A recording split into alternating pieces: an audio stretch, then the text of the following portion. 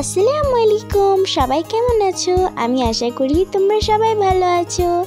আজকে আমরা শিখব লোকে যাকে বড় বলে বড় সেই হয়, এই ভাব সম্প্রসারণটি। তো চলো শুরু করি।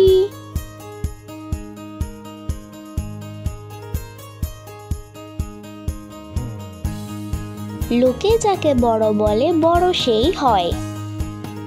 মূল ভাব, নিজেকে বড় ভাবলেই সে বড় হয় না। লোকে যাকে বড় ভাবে প্রকৃতপক্ষে সেই বড়। সম্প্রসারিত ভাব, বড় হওয়ার কামনা সব মানুষেরই রয়েছে, কিন্তু নিজেকে নিজে বড় বললেই সে বড় হয় না। বড় হতে হলে কিছু গুণ থাকা প্রয়োজন। পৃথিবীতে বড় বলে যারা গৌরব লাভ করেছেন তারা সবাই জ্ঞানী ছিলেন। বড় হতে হলে উদার, বিনয়ী, সত্যবাদী, চরিত্রবান এবং পরিশ্রমী হতে হয়। এছাড়াও বড় হতে হলে নিজেকে অন্যের সেবায় বিলিয়ে দিতে হয়। সকলের বিপদ আপদ, সুখে দুঃখে সাহায্য সহযোগিতার মনোভাব নিয়ে এগিয়ে আসতে হয়।